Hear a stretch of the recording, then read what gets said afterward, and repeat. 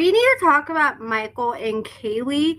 I want to talk about them in the last episode, but first I want to get to some tea that Michael recently spilled. So pretty much Kayleigh has done Michael super dirty. Michael married Kayleigh from behind bars, and he thinks he's about to get out to this perfect credit score. He has over $10,000 in the bank that Kayleigh doesn't know about. And then come to find out, Kayleigh has been using, I guess, his personal information since they're not married, since he's been behind bars. She's been getting credit cards taken out in his name, and he thinks that she's been helping build his credit, but instead she's been destroying his credit, and she's now over $40,000 in debt.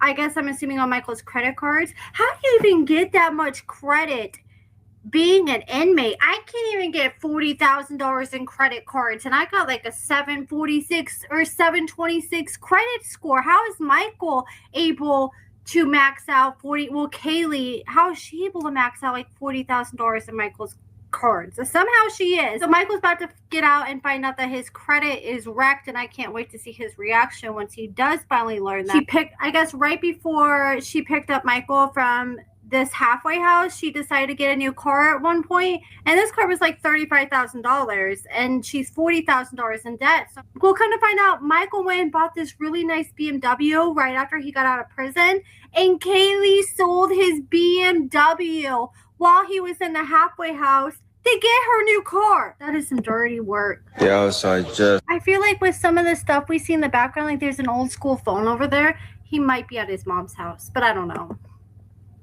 I just have a hard time believing him and Kayleigh are still together after all that. just watched that episode. They're really plugging this Polly show. But besides that, so y'all saw that she bought a car. $37,000 she spent on that Jeep. Want to know where she got the down payment for the Jeep? She took my BMW and sold it while I was in the halfway house. Signed the paper right with my name and everything. And why didn't they cover that he got a BMW? That would have been interesting to cover on the show. It's like we just skip from him getting out of prison to her picking him up, and between that he got a whole car and she turned around and sold it. I would have been more worried about him asking about his car before I was worried about him noticing I got a new one. I mean, it's not a spoiler. It happened. But that's some little behind the scenes info y'all didn't know. That, yeah, I had a nice Beamer when I got out. I bought it. I was pretty happy about it. It was very nice. It's a little company car. I got it from them. Super cheap, super nice. Left it at the house for a little bit while I was at the halfway house. Sold that bitch. That's so scandalous, man. If I had a husband or wife sell my car, wow. Unless, like, you're going to give me 50-50 of the car that she got, the new car. But even then, I still feel like that's not fair because then you got to still share it with the other person when you had that car before all to yourself. So, who's there? See, you know me. I got to be nosy and see if we can see who that person is in the background. Let's see. Ooh, that's a woman. Is that a woman? Oh, that's a...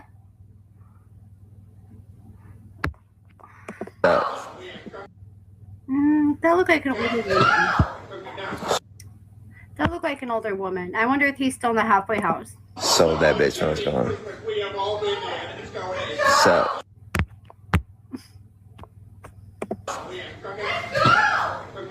Shit happens. What are you gonna do?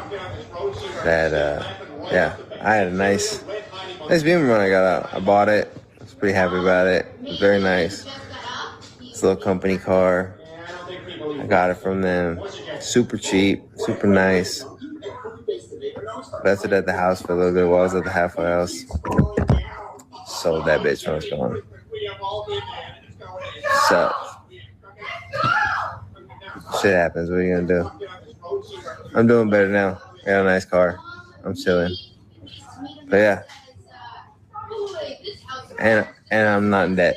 So, that's another good thing. Yeah, it's another good thing. Well, I wonder how that works out with her being... Is it just a storyline then?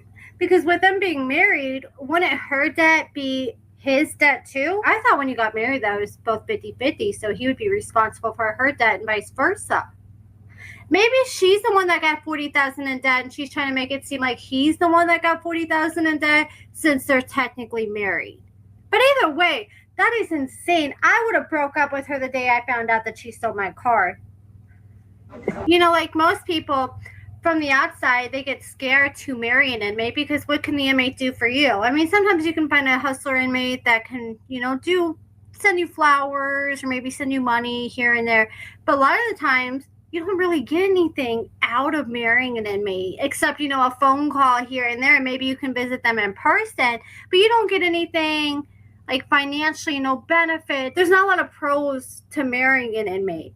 But for Kayleigh, there could have been a lot of pros for her because she's like, oh, this man got perfect credit. I can act a fool with his finances while he's locked up and he's not even going to know. And if it don't work out, well, hey, I got me a new car. All right, well, that's your little behind-the-scenes info for this week. So I want to see what people are saying. I really hope you left her to sit and sell your car behind your back like that for her own gain is slimy. And she better paid him back. Like, if you're going to sell my car, I would have been like, as soon as you get your check from this show. No, as soon as you get your check from your current job here in 2 weeks, I want all of that. Like, if you can't afford your own car and you got to use someone else's money or sell something for it, then maybe you shouldn't be getting the car at all. So the hustle got hustled. Interesting turn of events. I cannot stand this woman. I hope you're not with her anymore.